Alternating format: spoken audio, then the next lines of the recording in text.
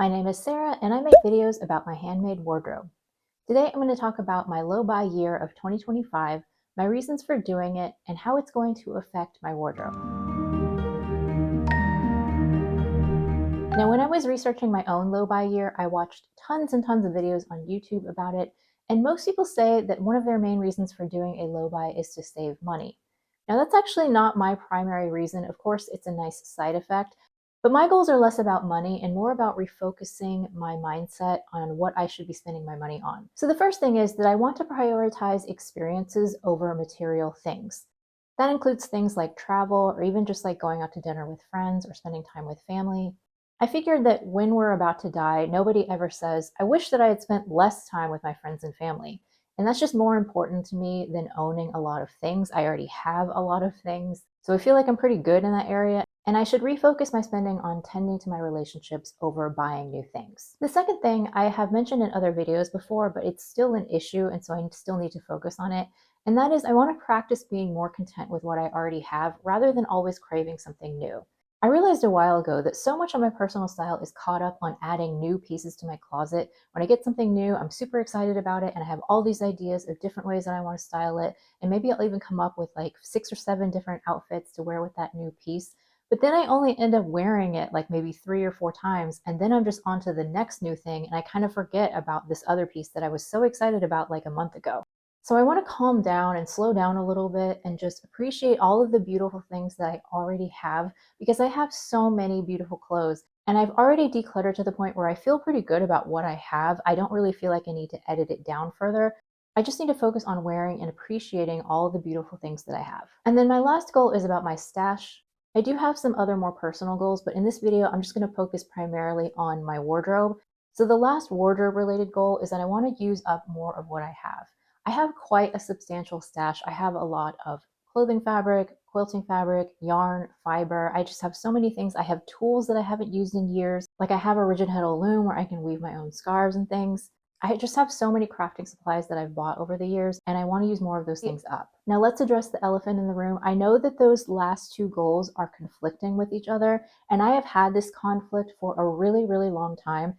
And in the past, I just kind of threw my hands up and was like, well, I guess I just can't do anything and just ignored it.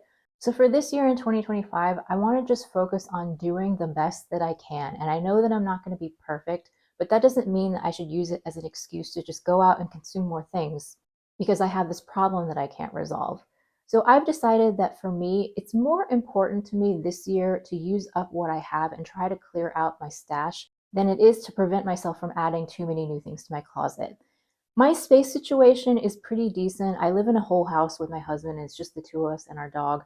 So even though our house is 100 years old and we have tiny closets, we do have a lot of them. So I do have enough storage space at the moment to bring in new things if I really wanted to. And I figured that the stash issue will solve itself eventually. Like if I use up most or all of my stash, then at some point I won't have any more stash. And maybe at that point, it'll be time to stop adding new things into my closet. So even if I somehow get through this year and I make 100 new things, as long as it's primarily from my stash and I'm using up those things and getting them out of storage, that's more important to me than really limiting the items that I add to my closet. Having said that, I don't think that I'm going to be anywhere close to actually doing that because right now, at least, I don't really feel like making new things. So I'm also not going to force myself to make new things just to get rid of stash. It's more about when I do want to add something new, that I'm utilizing the supplies that I have on hand, and that includes fabrics, yarns, and also patterns. Now let's go over the guidelines that I've set myself, and this is just pertaining to my wardrobe. The first thing is that I am breaking my low buy year into quarters because I'm the kind of person that if I just go into it saying I'm going to do a low buy in 2025, I'll basically just set myself up for failure because that just seems overwhelming. It seems like too long of a time frame. I can't possibly adhere to that. So I do much better when I break things down into smaller chunks, like even sometimes just getting through the day. Like in the very beginning when it's hard, I just tell myself I'm not going to buy anything today and then start again the next day. So for me, it's much more accessible and approachable to break it into quarters.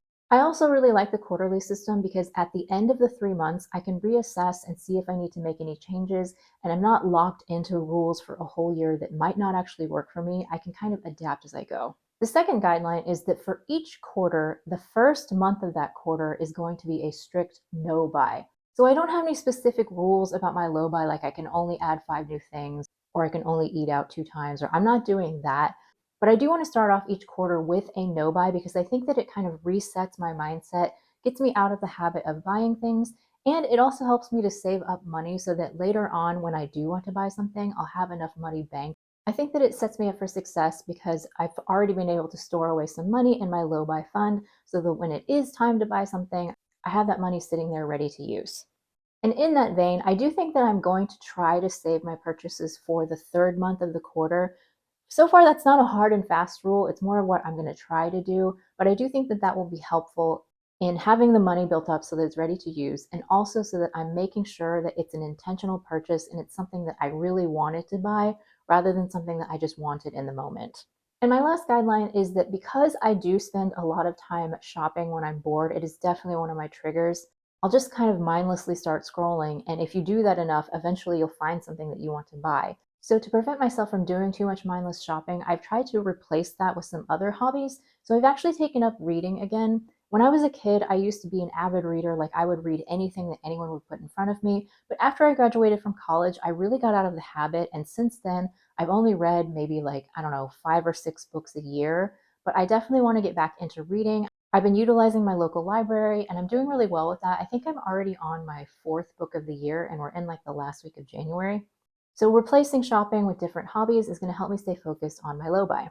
Now, the rules that I've set for myself for the no buy month, so the first month in every quarter, and that includes this January that we're almost at the end of, I'm not going to allow myself to make new things for my wardrobe for myself. However, I can finish things that I started in a previous month. So like this jacket right here, it's the Grasser number 1100. I actually started that back in December and it was a Minerva brand ambassador project. So I did have an obligation to finish it. So since it was already in progress, I allowed myself to go ahead and finish that up in January, mainly because I just don't see the point of putting an artificial barrier on things. Like I have this project and all this stuff is just sitting here waiting for me to finish it, but I can't finish it because it's the no buy month and I'm not allowed to bring in new clothes in my no buy month.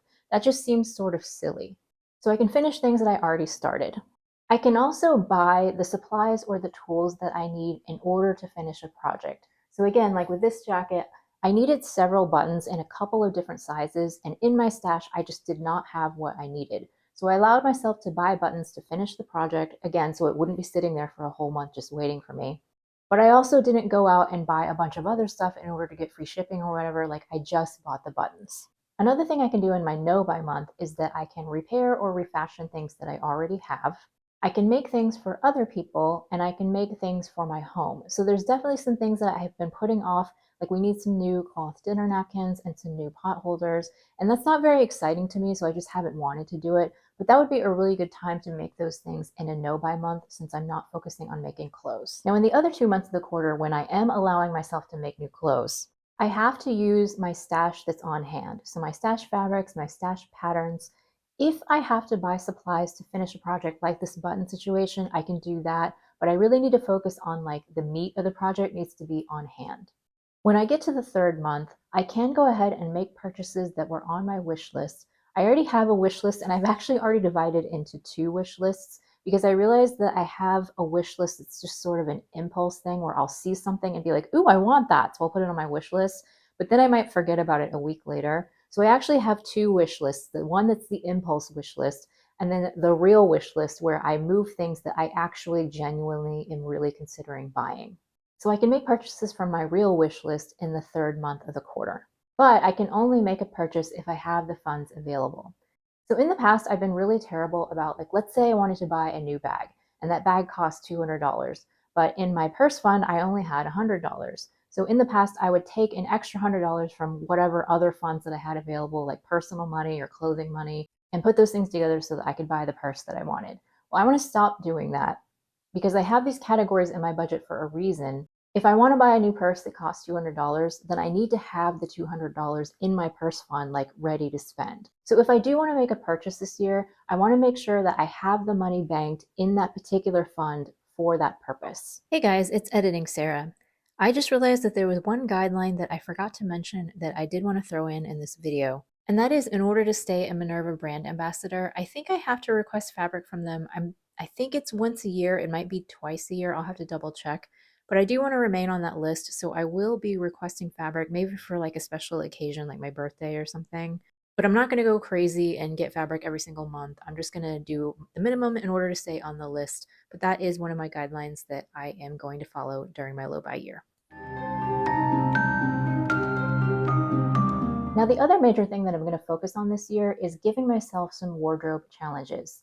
Like I said, one of my primary goals is learning to be content with what I already have and appreciating all of the beautiful things that are already in my closet. So every month, I'm going to give myself a challenge in order to get creative and really get some use and wear out of my clothes.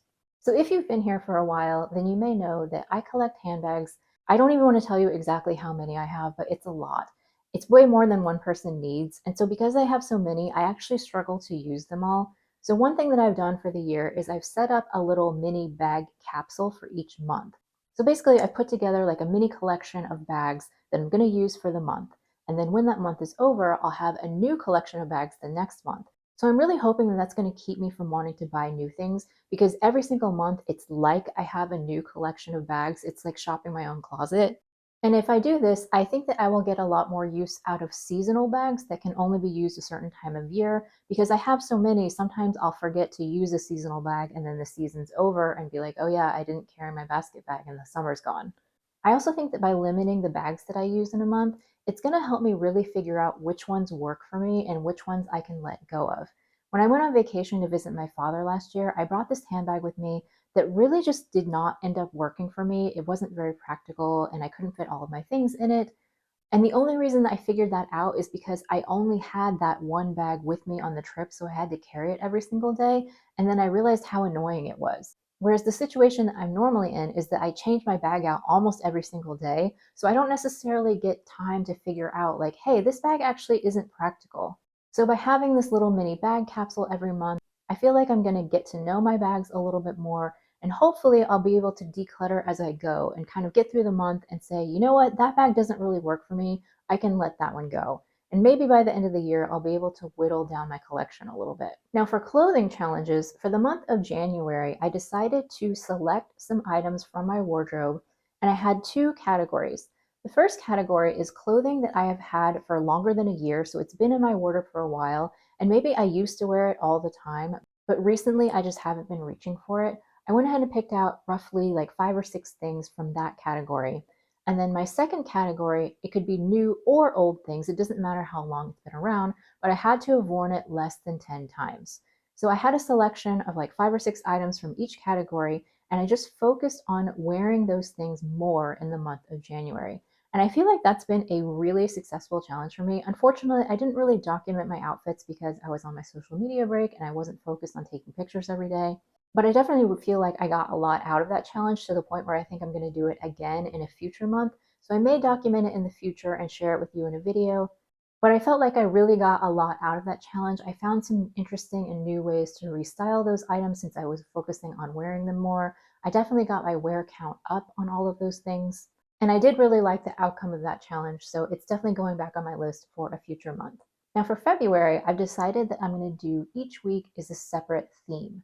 If you're on Instagram, you've probably seen those challenges where they have different prompts for every day of the month. I've never actually participated in one of those challenges, I think because it's just too hard for me to keep up with, like check in every day and see what the prompt is.